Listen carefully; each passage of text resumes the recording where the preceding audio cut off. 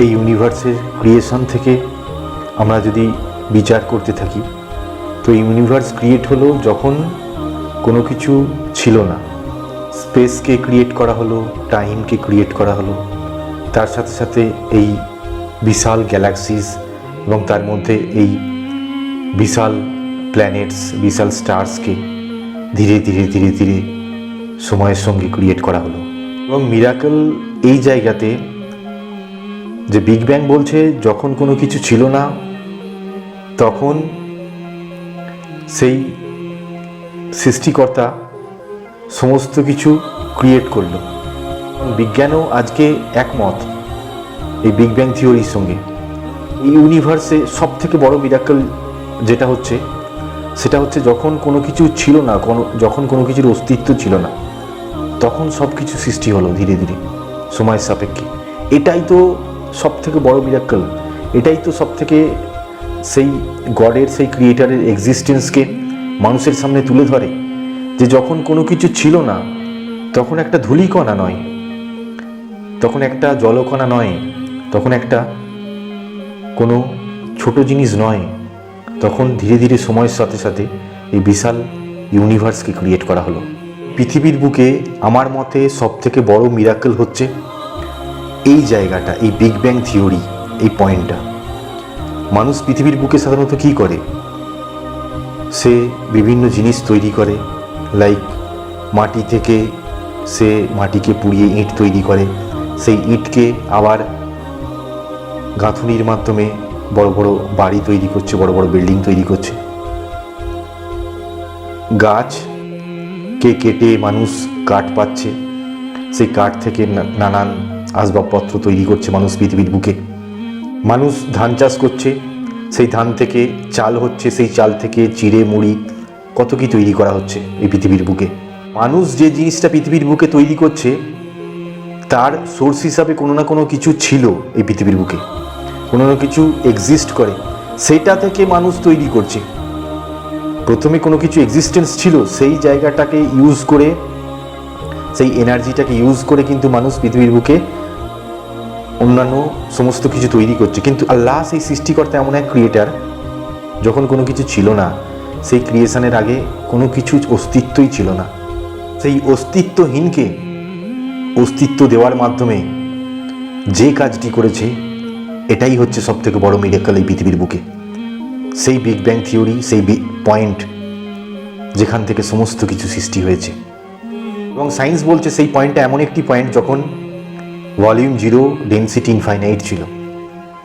এবং এই ফিজিক্সের এই ফর্মুলাটাই বলে দিচ্ছে যে সেই সৃষ্টির আগে কোনো কিছু ছিল না, ভলিউম 0, ডেনসিটি ইনফাইনাইট, অর্থাৎ কোনো কিছু ছিল না, সেই জায়গা থেকে সমস্ত কিছু শুরু করা হয়েছে।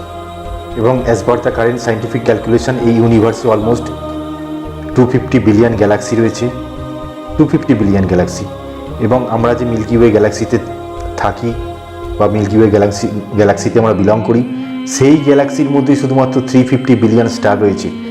আর এই সূর্য হচ্ছে সবথেকে ক্ষুদ্রতম স্টার, সেই আকাশগঙ্গা অর্থাৎ মিল্কি ওয়ে গ্যালাক্সির সবথেকে ক্ষুদ্রতম স্টার হচ্ছে এই সান, এই সূর্য, যেটা থেকে আমরা প্রতিনিয়ত সানলাইট পাই।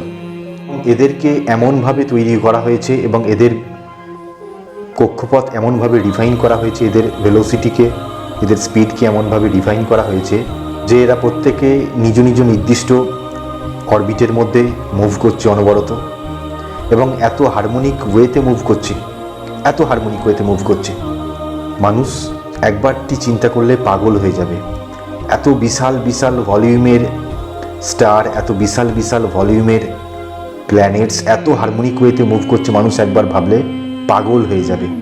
এবং এই ইউনিভার্সে স্টিফেনসন 18 বলে একটা স্টার আছে, সেই স্টারের ভলিউম এত বড়, এত বড়, সেই স্টারের মধ্যে এই সূর্যের মতো স্টার 1.2 বিলিয়ন প্রবেশ করে যাবে। তাহলে ভাবুন কি বিশাল আকার সেই নক্ষত্রের, কি বিশাল আকার সেই স্টারের, মানুষের ইমাজিনেশনের বাইরে এই ভলিউম। এই পৃথিবীর স্পিড এতটাই যে পৃথিবী বন্দুকের গুলির থেকেও জোরে দৌড়চ্ছে, অথচ এত হারমোনিক ওয়েতে এবং সায়েন্টিফিক্যালি সমস্ত কিছু কনফিগার করা রয়েছে যে আমরা সেই স্পিড বুঝতে পারছি না, সেই অ্যাক্সেলারেশন আমরা বুঝতে পারছি না। আমরা বুঝতে পারছি না যে আমরা যে পৃথিবীতে রয়েছি সেই পৃথিবী এত জোরে কিভাবে দৌড়চ্ছে। এবং শুধু পৃথিবী নয়, এই মহাবিশ্বের, এই ইউনিভার্সের সমস্ত কিছু একে অপর থেকে দূরে দৌড়চ্ছে, সমস্ত কিছু একে অপর থেকে দূরে সরে যাচ্ছে। বলে একবার ভাবুন এর পেছনে কি মাথা কাজ করছে, কোন ব্রেন কাজ করছে এর পেছনে। সেই জন্য কোরআন বলছে যে সেই সৃষ্টিকর্তা, সেই আল্লাহ তার কুদরতের মাধ্যমে সব থেকে বেশি কিন্তু জাহির, অর্থাৎ সব থেকে বেশি যদি কেউ প্রকাশিত হয়ে থাকে এই ইউনিভার্সে, সে হচ্ছে সেই ক্রিয়েটার, যে তার ক্রিয়েশনের মাধ্যমে কিন্তু সব থেকে বেশি প্রকাশিত এই ইউনিভার্স জুড়ে। যাক পৃথিবীর বুকে, তো এই পৃথিবীর বুকে ভাই 2 মিলিয়ন স্পিসিসকে ক্রিয়েট করা হয়েছে এখনো পর্যন্ত। অলমোস্ট 2 মিলিয়ন স্পিসিস রয়েছে এই পৃথিবীর জুড়ে, এবং প্রত্যেকটা স্পিসিসের আরও অনেক কোটি কোটি বিলিয়ন বিলিয়ন ভাগ রয়েছে। এবং প্রত্যেকটা স্পিসিসকে যদি খুব মাইনিউটলি একটু অবজার্ভ করা যায় বা অ্যানালিসিস করা যায়, তো আমরা তাদের পেছনেও যে ক্রিয়েটার রয়েছে, তাদের ক্রিয়েশনের পেছনেও যে ক্রিয়েটার রয়েছে, সেটা আমরা সহজেই কিন্তু ভাবতে বাধ্য হব যে হ্যাঁ, এইভাবে তাদেরকে কে তৈরি করলো, এইভাবে তাদেরকে জীবন দিল, এইভাবে তাদের মধ্যে এই পার্টিকুলার নির্দিষ্ট ফাংশানকে অ্যাক্টিভ করলো। এটাই কিন্তু সবথেকে বড় কোশ্চেন। ভাই এই পৃথিবীর বুকে প্রথম সেই গাছ দিয়ে শুরু করি। তো একটা ছোট্ট বীজকে কিভাবে মাটিতে পুঁতে দেওয়ার সাথে সাথে সেখান থেকে একটা কয়েক লক্ষ গুণ বড়, কিছুদিন পর একটা বড় বৃহৎ গাছ জন্মাচ্ছে। কি ডেটা স্টোর করা রয়েছে সেই বীজের মধ্যে। বীজটা এমনই কম্পার্টেবল তৈরি করা হয়েছে যে সেই বীজটাকে সোনার মধ্যে বা অন্যান্য মেটালের মধ্যে পুঁতে দিলে কিন্তু সেখান থেকে কোনো গাছ তৈরি হবে না। তো আল্লাহ সেই সৃষ্টিকর্তা এমন কম্পার্টেবল জিনিস বানিয়েছে, এমন কম্পার্টেবল এনভায়রনমেন্ট বানিয়েছে সেই বীজের ক্ষেত্রে, যে শুধুমাত্র সেই বীজটিকে এই মাটিতে, এই সয়েলের মধ্যে পুঁতলেই তবে কিন্তু সেখান থেকে কয়েক লক্ষ গুণ বড় একটা গাছ জন্ম নেয়। সেই ছোট্ট একটা বীজ এবং তার কম্প্যাটিবিলিটি, তার লাইফ কম্প্যাটিবিলিটি, এই সমস্ত কিছুর পেছনেও কিন্তু সেই ক্রিয়েটারের ব্রেন রয়েছে, সেই ক্রিয়েটারের হাত রয়েছে। প্রত্যেকটা প্ল্যান্টের, প্রত্যেকটা ট্রিজের একটা নির্দিষ্ট লাইফ সাইকেল রয়েছে। কি লাইফ সাইকেল না, সেই বীজকে মাটিতে পুঁতে দেওয়া হচ্ছে, সে জল এবং অন্যান্য মিনারেল অ্যাবজর্ব করছে মাটি থেকে, এবং সেই রুটের মাধ্যমে প্রত্যেকটা খাবার এবং যে সমস্ত নেসেসারি থিংসগুলো রয়েছে সেগুলো গোটা গাছের মধ্যে ছড়িয়ে যাচ্ছে সেই শিকড়ের মাধ্যমে, সেই রুটের মাধ্যমে। তো সেই গাছ যখন ধীরে ধীরে বড় হচ্ছে, সে ফটোসিনথেসিসে কিন্তু ভীষণভাবে রোল প্লে করছে। তো সেই সূর্যের উপস্থিতিতে একবারটি ভেবে দেখুন সেই সৃষ্টিকর্তা কীরকম কানেকশান তৈরি করে রেখেছে প্রত্যেকটা জিনিসের মধ্যে, কিভাবে প্রত্যেকটা ক্রিয়েশনকে একে অপরের সঙ্গে কানেক্টেড করে রেখেছে। একবারটি ভেবে দেখুন, সেই ছোট্ট বীজটিকে মাটিতে পোঁতা হলো, তার মানে মাটির কন্ট্যাক্টে এলো, সেখান থেকে জল অন্যান্য মিনারেল পেয়ে গেল, সঙ্গে সঙ্গে সে বড় হতে থাকলো, এবং বড় হওয়ার সাথে সাথে সে যখন ফটোসিনথেসিস করতে শুরু করলো সেই সূর্যের উপস্থিতিতে। কোন সূর্য না, সেই সূর্য দিয়ে আমাদেরকে অনবরত এনার্জি হিসাবে ফোটনের প্যাকেট রেডিয়েট করে যাচ্ছে, তার মধ্যে নিউক্লিয়ার ফিউশনের মাধ্যমে। সেই সূর্যলোকের সেই ফটনের উপস্থিতিতে সেই ফটোসিনথেসিস গাছের মধ্যে জায়গা নিচ্ছে, এবং সেই ফটোসিনথেসিসের মাধ্যমে পাতায় পাতায় গাছের আবার খাদ্য তৈরি হয়। আল্লাহু আকবার, একবার ভেবে দেখুন, গাছের পাতায় তাদের জন্য খাদ্য তৈরি হচ্ছে, সেই খাদ্য আবার গোটা বডিতে সার্কুলেট হয়ে যাচ্ছে খাবার তৈরি হওয়ার পর। কিন্তু একবারটি ভেবে দেখুন, শুধুমাত্র হিউম্যান বডিতে এই মেকানিজম হয় না, একটা গাছের, একটা হিউম্যান লাইফে এই মেকানিজম হয় না, একটা গাছেরও একটা নির্দিষ্ট লাইফ রয়েছে এবং তাদেরও একটা নির্দিষ্ট মেকানিজম রয়েছে। সেই মেকানিজম কিন্তু জায়গা নিয়েছে এই ফটোসিনথেসিসের মাধ্যমে। তো ভাই ফটোসিনথেসিসে সেই সানলাইটের উপস্থিতিতে গাছ কিন্তু নিজের খাবার নিজে তৈরি করে নিচ্ছে, এবং সেই খাবারকে পরবর্তী সময়ে তার নিজের সমস্ত বডিতে কিন্তু সার্কুলেট করিয়ে দিচ্ছে। মানুষ এই জায়গাটাতে ভাবলে পাগল হয়ে যাবে যে একটা ছোট্ট বীজ থেকে কিভাবে একটা গাছ জন্ম নিচ্ছে।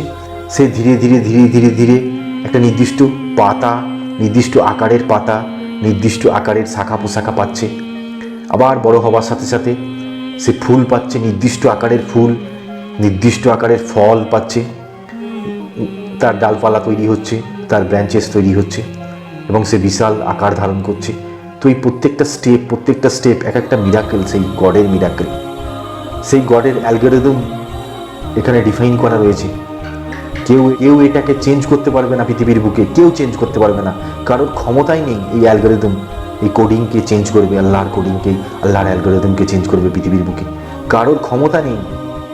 এবং এই পৃথিবীর বুকে এতটা মিরাকেল তৈরি করা হয়েছে, সেই প্রত্যেকটা গাছকে এত ইউনিকলি তৈরি করা হয়েছে, তার প্রত্যেকটা পাতাকে একদম ইউনিকভাবে তৈরি করা হয়েছে। কোনো গাছের কোনো পাতার মিল নেই, কোনো গাছের অন্য কোনো গাছের সঙ্গে কোনো মিল নেই।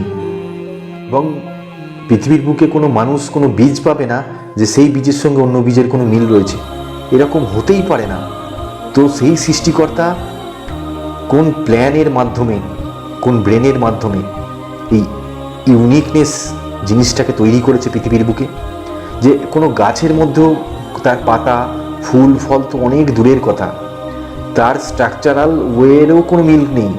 কোনো গাছ কোনো গাছের মতো দেখতে নেই। আমি গাছের কথা বলছি, এখনও অন্যান্য স্পিসিস বাকি রয়েছে, শুধু গাছের কথা বলছি। একটা গাছের পাতাকে অন্য গাছের পাতার সঙ্গে কেউ ম্যাচ করাতে পারবে না হুবহু। একটা গাছের ফুলকে অন্য গাছের ফুলের সঙ্গে কেউ হুবহু ম্যাচ করাতে পারবে না। একটা গাছের ফলকে অন্য গাছের ফলের সঙ্গে কেউ হুবহু ম্যাচ করাতে পারবে না। এই ক্রিয়েশন, এই কোন ক্রিয়েটার রয়েছে এর পেছনে, কোন প্রিলি ডিফাইন্ড অ্যালগরিদম কাজ করছে, কোন প্রি ডিফাইন্ড একটা কোডিং কাজ করছে সমস্ত কিছুর মধ্যে। এবং সেই সূর্যের আলো প্রতিটা গাছকে এতটাই সাপোর্ট করে যে সূর্যের আলো না থাকলে প্রত্যেকটা গাছ মারা যাবে, প্রত্যেকটা গাছ মারা যাবে। শুধু গাছ নয়, সূর্যের আলো না থাকলে সমস্ত স্পিসিস মারা যাবে পৃথিবীর বুকে। এই পৃথিবী ধ্বংস হয়ে যাবে। পৃথিবীতে যত জীবকুল রয়েছে, যত প্রাণকুল রয়েছে, সমস্ত কিছু ধ্বংস হয়ে যাবে। তাহলে কোথায় কানেকশান কিভাবে তৈরি করা হয়েছে একবার ভেবে দেখুন।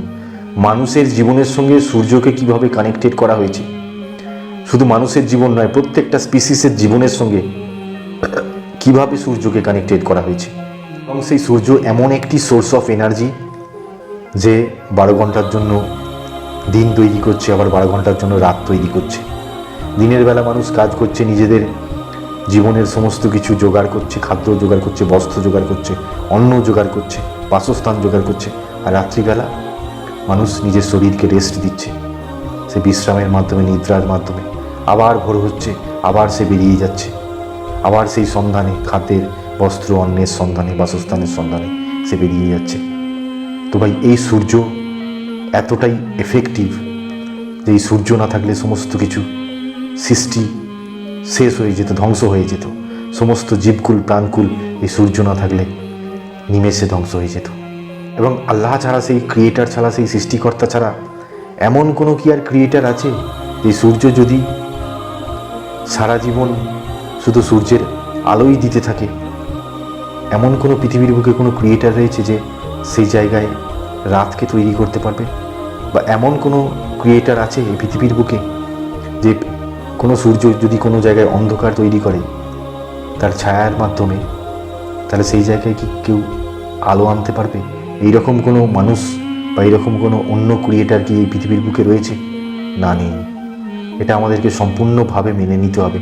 আর অন্য কোনো কেউ নেই, সেই সৃষ্টিকর্তা ছাড়া, সেই ক্রিয়েটার ছাড়া, সেই আল্লাহ ছাড়া আর কেউ নেই। কারোর ক্ষমতা নেই, কারোর ক্ষমতা নেই এই সূর্যের মোশনকে, এই সূর্যের ক্যারেক্টারকে কন্ট্রোল করতে পারবে।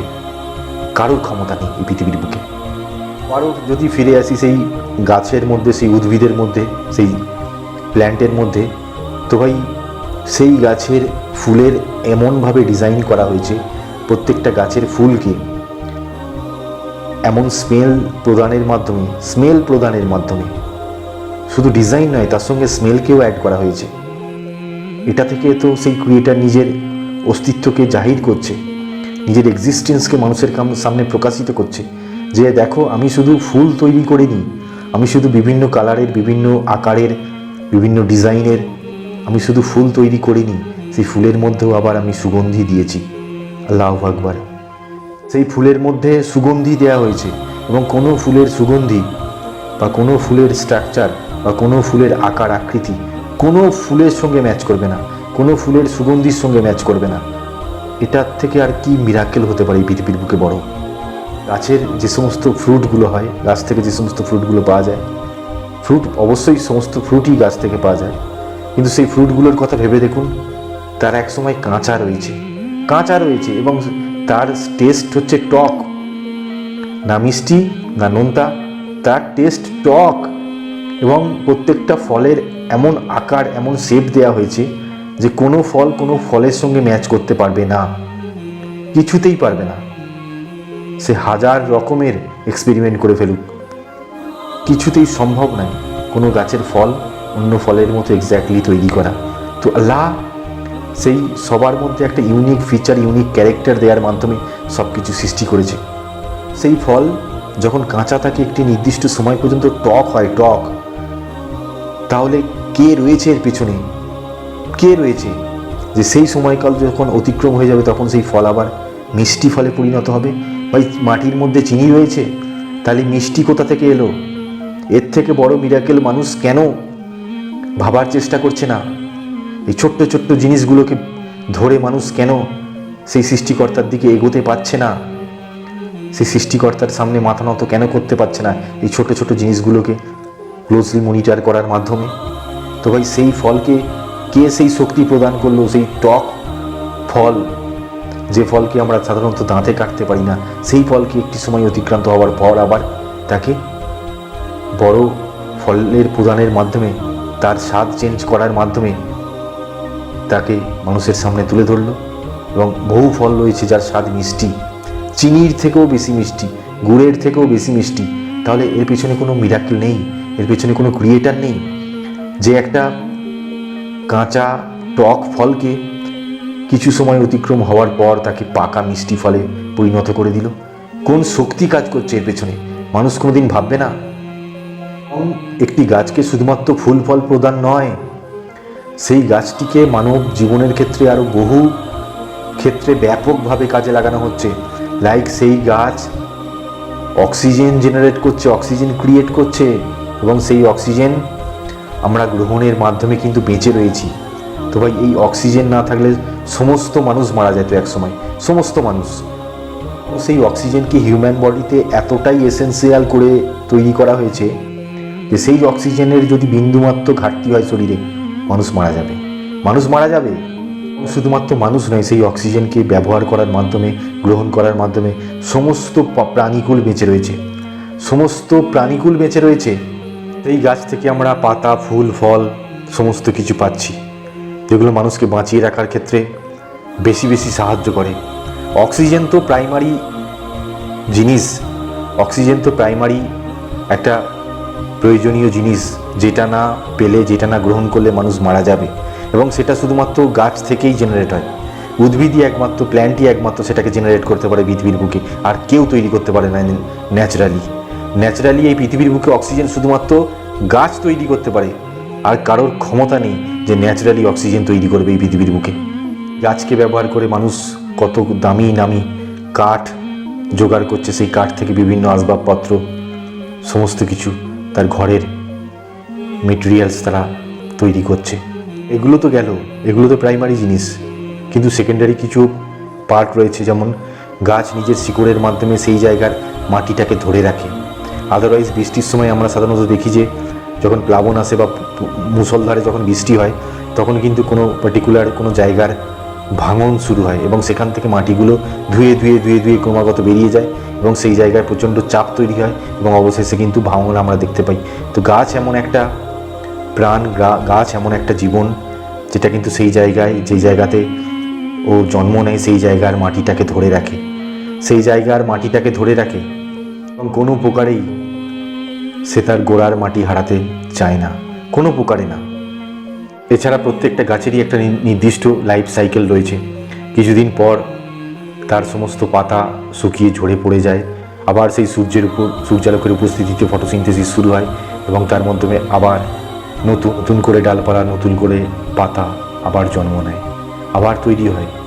এবং কোরআন বলছে যে মানুষ এই জায়গাটাই ভেবে দেখুক একটিবারের জন্য, যে একটা ছোট্ট বীজ থেকে কিভাবে একটা উদ্ভিদ বড় হচ্ছে ধীরে ধীরে, এবং তার নির্দিষ্ট পাতা এসে যাচ্ছে, নির্দিষ্ট ফুল এসে যাচ্ছে, নির্দিষ্ট ফল এসে যাচ্ছে। কি করে সম্ভব? এটা আল্লাহ ছাড়া কেউ করে দেখাতে পারে না। কারোর ক্ষমতা নেই এই পৃথিবীর বুকে এই সমস্ত ছোট্ট ছোট্ট মিরাকেলগুলো দেখাবে। প্রত্যেকটা ফলকে সেই সৃষ্টিকর্তা, সেই আল্লাহ কিভাবে প্রোটেকশান দিয়েছে, কিভাবে প্রোটেকশান দিয়েছে তার আউটার সারফেসেস লেয়ার তৈরি করার মাধ্যমে, কি প্রোটেকশান দিয়েছে। এবং অ্যাজ পার মেডিকেল সায়েন্স বর্তমানে সবথেকে প্রেসাস যে ফ্রুট হলো সেটা হচ্ছে কোকোনাট ওয়াটার, সেটা হচ্ছে কোকোনাটের ওয়াটার। এবং সেই কোকোনাটের ওয়াটারটা কিভাবে তৈরি করেছে সেই সৃষ্টিকর্তা একবার ভেবে দেখুন। কিভাবে, কি আকার দিয়েছে, কি প্রোটেকশান দিয়েছে সেই জলটাকে, সেই ভিতরের জলটাকে কি হারে কিভাবে প্রোটেকশান দিয়েছে। মানুষ পাগল হয়ে যাবে।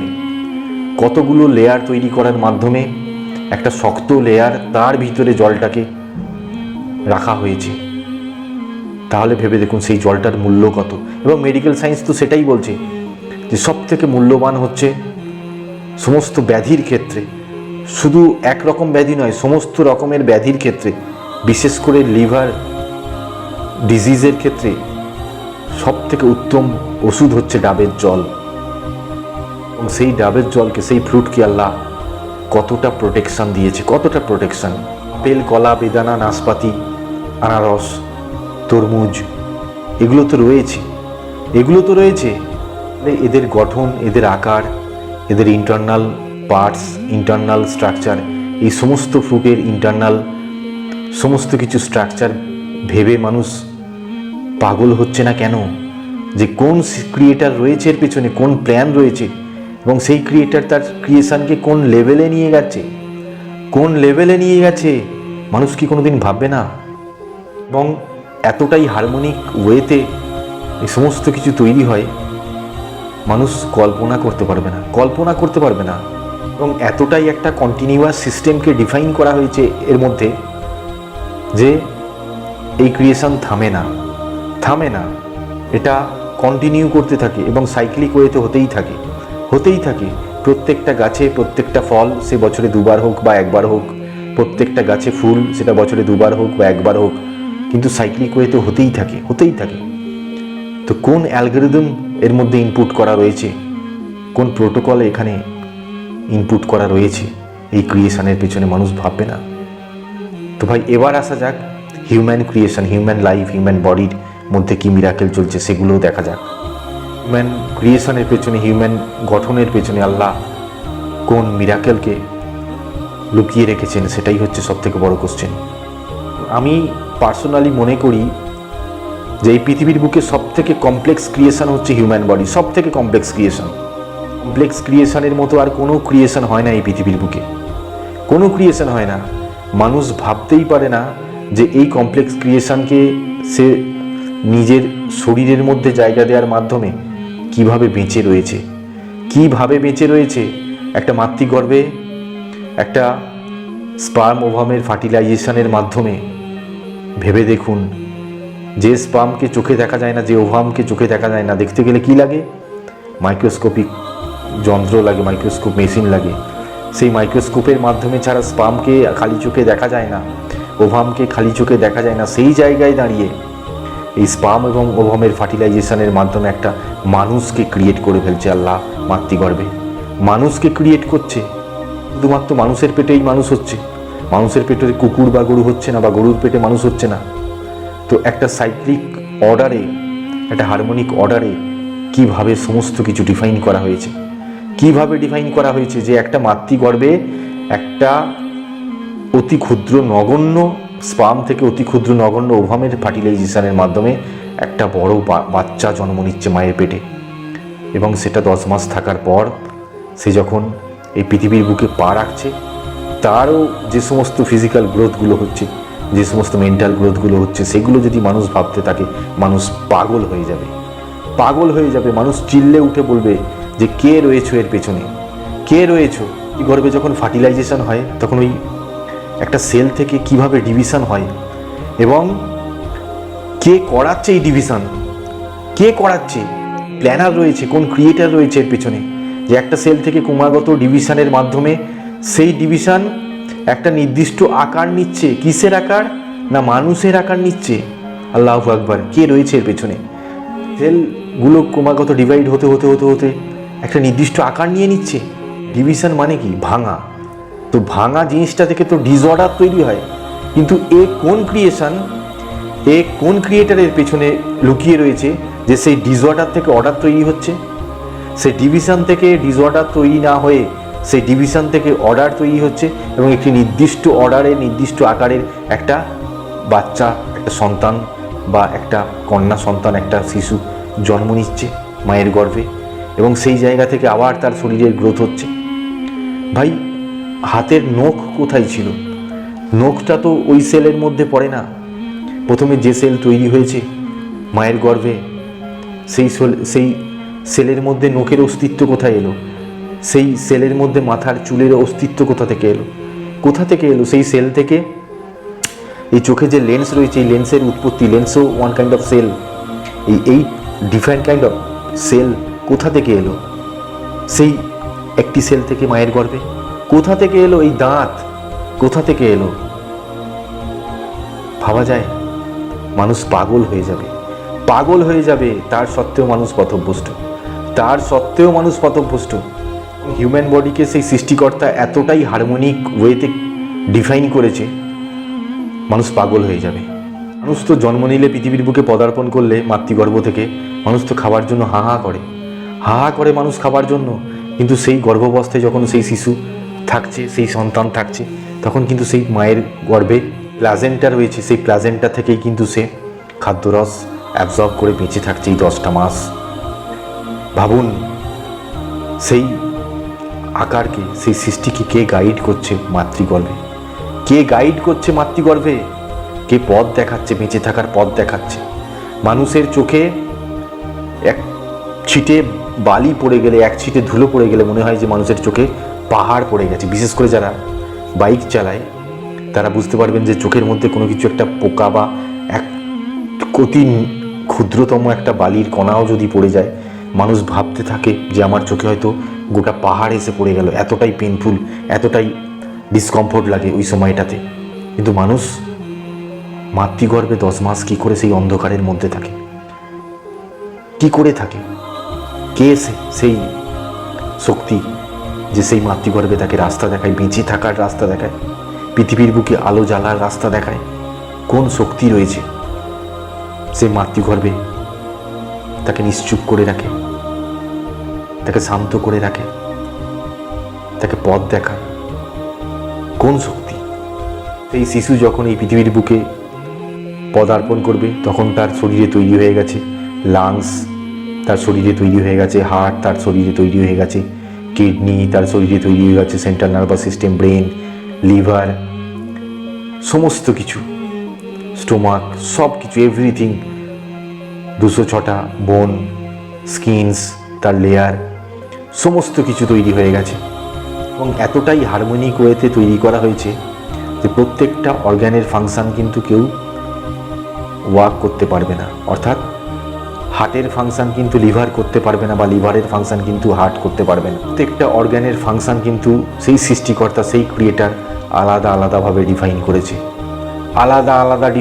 লাংসের ফাংশান ব্রেন করতে পারবে না, ব্রেনের ফাংশান কিন্তু লাংস করতে পারবে না।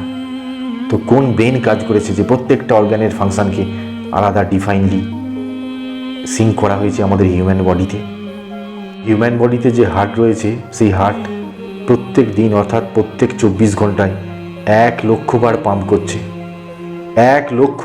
করছে। এবং সেই পাম্পিংয়ের মাধ্যমে 10,000 লিটার ব্লাডকে গোটা হিউম্যান বডিতে সার্কুলেট করাচ্ছে। 10,000 লিটার, 1 লিটার 2 লিটার নয়, 10,000 লিটার ব্লাডকে আমাদের হিউম্যান বডিতে প্রত্যেকটা সেলের মাধ্যমে কিন্তু সার্কুলেট করাচ্ছে। এই আমাদের 2টি চোখ প্রদানের মাধ্যমে শুধু মানুষকে নয়, সমস্ত প্রাণকুলকে কিন্তু 2টো করে চোখ প্রদান করা হয়েছে। সমস্ত প্রাণকুলকে, কুকুর হোক, বিড়াল হোক, ছাগল হোক, হাতি হোক, ঘোড়া হোক, খরগোশ হোক, মাছ হোক, ইঁদুর হোক, প্রত্যেকটা প্রাণীকে সেই সৃষ্টিকর্তা 2টো করে চোখ প্রদান করেছে। এবং এই 2টো চোখ থাকার যে বিজ্ঞানসম্মত সুবিধাগুলো রয়েছে, যারা বিজ্ঞানকে অনুশীলন করেছে, বিজ্ঞানকে পড়েছে, তারা খুব ভালো করে জানে যে দুটো চোখ থাকলে প্রত্যেকটা প্রাণীর, বিশেষ করে মানুষের কত সুবিধা হয় দেখতে।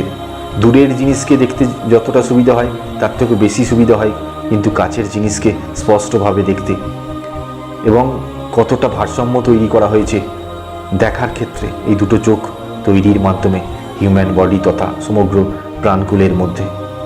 প্রত্যেকটা হিউম্যান বডিতে তার নিজস্ব ইমিউন সিস্টেম রয়েছে, নিজস্ব ইমিউন সিস্টেম, এবং সেই মানুষ জানেই না তার শরীরে ইমিউন সিস্টেম কিভাবে কাজ করে, জানে না, কিন্তু অথচ সেই ইমিউন সিস্টেম প্রতিনিয়ত কাজ করে যাচ্ছে, প্রতিনিয়ত। এবং এক্সটার্নাল যে সমস্ত হার্মফুল ভাইরাস ব্যাকটেরিয়াস রয়েছে তাদেরকে যুদ্ধের মাধ্যমে পরাস্ত করছে আমাদের শরীর থেকে। ইমিউন সিস্টেম এতটাই হারমোনিক ওয়েতে কাজ করছে যে এই ইমিউন সিস্টেম আমাদের শরীরে না ইনস্টল করা থাকলে আমরা বেশি দিন বাঁচতে পারতাম না, কিছুতেই বেশি দিন বাঁচতে পারতাম না। এই ইমিউন সিস্টেম আমাদের শরীরে না থাকলে কিছুতেই মানুষ বাঁচতে পারতো না। সেই ব্যাকটেরিয়া, সেই হার্মফুল ব্যাকটেরিয়া ভাইরাসের সামনে মানুষ মাথা নত করে নিত এই ইমিউন সিস্টেম, এই অ্যান্টিবডি তৈরি করার ক্ষমতা আমাদের শরীরে না থাকলে। তো সেই সৃষ্টিকর্তা কতটা প্ল্যানফুলি সমস্ত কিছু আমাদের পৃথিবীতে, আমাদের শরীরে প্রদান করেছে শুধুমাত্র আমাদেরকে সঠিকভাবে, সঠিক রাস্তায় সুষ্ঠুভাবে বাঁচিয়ে রাখার জন্য। কতটা জিনিস আমাদেরকে প্রদান করা হয়েছে, মানুষ এই ছোটো ছোটো জিনিস ভাবলে পাগল হয়ে যাবে। এবং সেই সেক্সকে সেই সৃষ্টিকর্তা মানব শরীরে এমন এক শক্তি হিসাবে প্রদান করেছে, এমন এক শক্তি হিসাবে দান করেছে যে এই শক্তি যদি কেউ হারিয়ে ফেলে তাহলে পরবর্তী সময়ে সে কোনো সন্ততির জন্ম দিতে পারবে না এই পৃথিবীর বুকে। তো কতটা হারমোনিক ওয়েতে মানুষের জীবনকে তৈরি করা হয়েছে একবার ভেবে দেখুন, একবারের জন্য ভেবে দেখুন যে কতটা হারমোনিক ওয়েতে মানুষের জীবনকে তৈরি করা হয়েছে এই পৃথিবীর বুকে। এবং সেই মানুষকে কোন কোন প্যারামিটারের সঙ্গে ভীষণ কম্প্যাটেবল করা হয়েছে। এক হচ্ছে অক্সিজেন, অক্সিজেন না থাকলে মানুষ মারা যাবে। দুই হচ্ছে জল, ভীষণ এসেন্সিয়াল, ভীষণ এসেন্সিয়াল। এই জল না থাকলে মানুষ উঠে দাঁড়াতে পারতো না, কারণ তার শরীরেই তার 85% শুধুমাত্র জল রয়েছে। এবং একটা হিউম্যান বডিতে যে জল রয়েছে তার কানেকশানকে আবার তৈরি করেছে সেই সৃষ্টিকর্তা তার এক্সটার্নাল এনভায়রনমেন্টের সঙ্গে। তার লিঙ্ক তৈরি করা হয়েছে এক্সটার্নাল এনভায়রনমেন্টের সঙ্গে। সে জল না খেলে মারা যাবে, বা যে খাদ্য গ্রহণ করছে সেই খাদ্যে না, যদি খাদ্য রস থাকে, জলের ভাগ থাকে, তাহলে তার শরীরে জল থাকবে না, তার শরীর শুকিয়ে আসবে। তো এইভাবে বাইরের পরিবেশের সঙ্গে একটা মানুষের শরীরে কতটা জল থাকবে সেটা কিন্তু রিলেট করানো হয়েছে। সেটা কোথাও না কোথাও গিয়ে একটা ব্রিজ তৈরি করা হয়েছে যে জল অলওয়েজ বাইরে থেকে মানুষ তার শরীরে গ্রহণ করতে হবে। তাহলে ভেবে দেখুন, শুধু হিউম্যান বডি একটা হিউম্যান বডি নয়, একটা সম্পূর্ণ কমপ্লিট সিস্টেম, এবং সেই সিস্টেমের একটা অটোনোমাস প্রসেস রয়েছে, একটা নির্দিষ্ট অ্যালগোরিদম রয়েছে, একটা নির্দিষ্ট কোডিং রয়েছে। সেই পথেই কিন্তু আমাদের প্রত্যেকটা জীবন এগোচ্ছে। যারা সেই নিয়মকে, সেই রাস্তাকে ভায়োলেট করার চেষ্টা করে তারাই শুধু এই পৃথিবীর বুকে বিভিন্ন দিক থেকে শারীরিকভাবে, মানসিকভাবে রোগগ্রস্ত এবং জর্জরিত হয়ে পড়ে এই পৃথিবীর বুকে। হিউম্যান স্টোমাককে এতটাই হারমোনিক ওয়েতে তৈরি করা হয়েছে যে সেই স্টোমাক সমস্ত রকমের খাবার কিন্তু সে গ্রহণ করতে পারে, এবং সেইভাবেই তাকে কমফোর্টেবল বানানো হয়েছে। সে মাছ, মাংস, ডিম, সবজি, জল, সমস্ত কিছু, এভরিথিং তার সঙ্গে কমফোর্টেবল করে এই পৃথিবীর বুকে বানানো হয়েছে। একবার ভেবে দেখুন ভাই, হিউম্যান লাইফের ক্ষেত্রে কতটা হারমোনিকে জায়গা দেওয়া হয়েছে একটা হিউম্যান বডিতে। আর আসা যাক অন্যান্য প্রাণী, অ্যানিমেলসের, তাদের নির্দিষ্ট আকার, তাদের লাইফস্টাইল, তাদের কম্প্যাটেবিলিটি। একটা অ্যানিমেলকে যদি একটু মাইনিউটলি অবজার্ভ করা যায়, খুব ক্লোজলি অবজার্ভ করা যায়, তাহলে তাদের ডিজাইন সম্বন্ধে মানুষ যদি ভাবতে থাকে, মানুষ পাগল হয়ে যাবে যে কিভাবে এই সমস্ত অ্যানিমেলসগুলোকে সেই সৃষ্টিকর্তা ক্রিয়েট করলো, এবং নির্দিষ্ট আকার প্রদানের মাধ্যমে প্রত্যেকটা অ্যানিমেলকে নির্দিষ্ট একটা ফিজিক্যাল ফাংশন প্রদান করেছে এবং একটা নির্দিষ্ট সিস্টেম প্রদান করেছে। সেই সিস্টেমের মধ্যেই তারা এগিয়ে চলছে, নিজের জীবনকে এগিয়ে নিয়ে যাচ্ছে। এবং প্রত্যেকটা অ্যানিমেলকে তাদের নিজ ক্ষেত্রে একটা নির্দিষ্ট শক্তি প্রদান করেছে সেই সৃষ্টিকর্তা, নিজস্ব শক্তি প্রদান করেছে। যেমন মানুষ সমস্ত সৃষ্টির সবথেকে উত্তম সৃষ্টি হচ্ছে মানুষ, এবং মানুষের মধ্যে কি রয়েছে, মানুষের মধ্যে সেই সৃষ্টিকর্তা এমন ব্রেন দিয়েছে, সেই ব্রেনের প্রয়োগের মাধ্যমে, সেই ব্রেনের ব্যবহারের মাধ্যমে মানুষ কিন্তু আজকে সমস্ত প্রাণকুলের রাজা, সমস্ত জীবকুলের রাজা হচ্ছে মানুষ সবার উপরে কিন্তু আজকে শুধুমাত্র তাদের সেই ব্রেনের ব্যবহারের মাধ্যমে। এই মানুষের সাপেক্ষে অন্যান্য প্রাণীকে সেই সৃষ্টিকর্তা আকার দিয়েছে, জীবন দিয়েছে, নিজস্ব কম্প্যাটেবিলিটি দিয়েছে, নিজস্ব লাইফস্টাইল দিয়েছে, কিন্তু মানুষের মতো ব্রেন দেয়নি, মানুষের মতো ভাবনা চিন্তা করার ক্ষমতা কিন্তু তাদের দেওয়া হয়নি। প্রত্যেকটা প্রাণীকে সেই সৃষ্টিকর্তা এতটাই হারমোনি ওয়েতে সৃষ্টি করেছে, কেউ কোনো আঙুল তুলে বলতে পারবে না যে এই প্রাণীটিকে এইভাবে বানালে সে আরও দেখতে সুন্দর হতো। কেউ কোনোদিন বলতে পারবে না ওই জীবটিকে বা ওই অ্যানিম্যালটাকে আরেকটু এইভাবে বানালে সে আরও দেখতে বিউটিফুল হতো। কারোর ক্ষমতা নেই। সেই সৃষ্টিকর্তার সৃষ্টির পেছনে, ক্রিয়েশনের পেছনে কেউ আঙুল তুলতে পারবে না, কারণ সেই সৃষ্টিকর্তা কাউকে ক্ষমতা দেয়নি যে তার ক্রিয়েশনের পেছনে কেউ আঙুল তুলবে। তাদের নিজস্ব এমন কম্প্যাটেবিলিটি তৈরি করা হয়েছে যে আপনি বাঘের সামনে এক বালতি বিরিয়ানি রেখে দিলে সে কোনোদিন খাবে না। তার পেট ভরাতে গেলে শুধুমাত্র সেই কাঁচা মাংসেরই দরকার হয়। একটা ছাগলের সামনে আপনি 1 কিলো বা 10 কিলো আপনি মাংস রেখে দিন, সেই ছাগলটা কি খাবে না। তার কম্প্যাটেবিলিটি তৈরি করা হয়েছে সেই ঘাসের মধ্যে দিয়ে, তার কম্প্যাটেবিলিটি তৈরি করা হয়েছে সেই গাছপালা লতাপাতা যেগুলো খেয়ে সে বেঁচে থাকে। তো এইভাবে কিন্তু কম্প্যাটেবিলিটি তৈরি করা হয়েছে প্রত্যেকটা জীবের সঙ্গে, প্রত্যেকটা প্রাণীর সঙ্গে। আমাদের যে ইকোসিস্টেম তৈরি করা হয়েছে, সেই ইকোসিস্টেমের যে স্ট্রাকচারাল ওয়ে রয়েছে, সেটাও মানুষ ভাবলে মানুষ অস্থির হয়ে উঠবে। যে কিছু প্রাণী রয়েছে যারা গাছপালা খাচ্ছে, তারা নিজেদেরকে বড় করছে, তারা বেঁচে থাকছে, আবার কিছু সময় অন্তর পর সেই প্রাণীগুলোকে কিছু মাংসাশী প্রাণী নিজেদের খাদ্য হিসাবে গ্রহণ করছে, আবার সেই প্রাণীগুলোকে আবার কিছু মাংসাশী প্রাণী নিজেদের খাদ্য হিসাবে গ্রহণ করছে। তো এই চেন কিভাবে তৈরি হয়েছে ভাবুন, এবং কিভাবে তৈরি হয়েছে এই চেন, এবং একটা নির্দিষ্ট হারমোনিক ওয়েতে একটা নির্দিষ্ট দিকে ধাবিত হচ্ছে। পৃথিবীর যে সমস্ত সাইক্লিক অর্ডারগুলো রয়েছে, সাইক্লিক সিস্টেমগুলো রয়েছে, সেগুলো যদি মানুষ একটু ভাবে যে সমুদ্রের জল বা পুকুর ডোবা জল সেই সূর্যের মাধ্যমে, সেই সূর্যের তাপের মাধ্যমে ইভ্যাপোরেট হয়ে উপরে উঠে যাচ্ছে হালকা হয়ে, আবার সেগুলো ঘনীভূত হয়ে কনডেনসেশনের মাধ্যমে সেগুলো শীতল হয়ে বৃষ্টি হয়ে নিচের দিকে নামছে, আবার সেই খাল বিল নদী নালা সমুদ্র পুকুর ডোবা সেগুলো আবার ভরে যাচ্ছে, আবার সেই জল সেই সূর্যের তাপের মাধ্যমে ইভ্যাপোরেট হয়ে উপর দিকে উঠে যাচ্ছে, আবার সেগুলো কনডেন্স হয়ে আবার কিছু সময় অন্তর পর সেটা নিচে নামছে। তো কোনো একটা সাইক্লিক ওয়েতে, কোনো এক হারমোনিক ওয়েতে কীভাবে সিস্টেমকে ডিফাইন করা হয়েছে, কিভাবে সেই অ্যালগরিদমকে কাজ করানো হচ্ছে, মানুষ একবার ভাববে না? মাতৃগর্ভে মানুষ জন্ম নিচ্ছে, ধীরে ধীরে তাকে 10 মাস সেই সৃষ্টিকর্তা সেই মাতৃগর্ভে বড় করছে, আবার সে যখন পৃথিবীর বুকে পদার্পণ করছে তার সঙ্গে বিভিন্ন প্যারামিটার অ্যাটাচ হয়ে যাচ্ছে, বিভিন্ন কন্ডিশনস অ্যাটাচ হয়ে যাচ্ছে, তার বৃদ্ধি, তার খাওয়া দাওয়া, তার লেখাপড়া, তার বাসস্থান, তার পোশাক, আচরণ, ব্যবহার, সমস্ত কিছু তার সঙ্গে ধীরে ধীরে গ্রো করে সে একসময় তার বাসস্থানের জন্য যুদ্ধ করছে, তার খাদ্যের জন্য যুদ্ধ করছে, তার জীবিকার জন্য যুদ্ধ করছে, এবং সে আবার ধীরে ধীরে একটা নির্দিষ্ট ফ্যামিলি তৈরি করার মাধ্যমে সেখানে আবার সমস্ত সন্তানদের জন্ম দিচ্ছে, জন্ম দেওয়ার পর আবার সে বার্ধক্যে চলে যাচ্ছে, বার্ধক্যে যাওয়ার পর আবার সে মৃত্যুবরণ করছে। তো কী রকম একটা সাইক্লিক ওয়েতে সমস্ত কিছু সেই সৃষ্টিকর্তা তৈরি করে রেখেছে মানুষের জীবনের ক্ষেত্রে।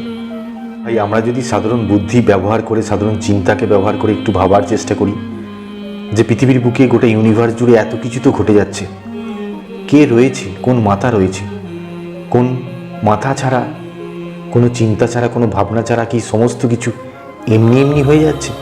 আর সমস্ত কিছু যদি এমনি হয়ে থাকে, তাহলে এই এমনি জিনিসগুলো যেগুলো হয়ে যাচ্ছে সেগুলো মানুষ কপি করে তাদের নিজের জীবনে তৈরি করতে পারছে না কেন? মানুষ তারা নিজের জীবনে এগুলো অ্যাপ্লাই করার মাধ্যমে সেগুলো আবার অ্যাক্টিভ করতে পারছে না কেন? যদি সেই সমস্ত জিনিসগুলো এমনি হয়ে যায় পৃথিবীর বুকে অসংখ্য ইনফাইনাইট নাম্বারস অফ মিরাকেলস রয়েছে।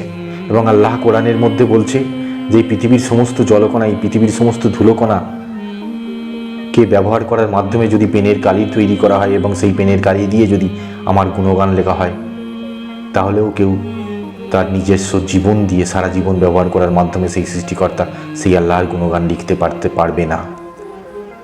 সে ফেলিওর হবে, সে অক্ষম হয়ে হবে, কিছুতেই সম্ভব নয় তার পক্ষে সেই সৃষ্টিকর্তার গুণগান লেখা। ইউনিভার্সের প্রত্যেকটা জিনিস সেই সৃষ্টি থেকে কিন্তু হয়ে আসছে, তার কোনো চেঞ্জেস হচ্ছে না, তার কোনো কিছু চেঞ্জেস হচ্ছে না।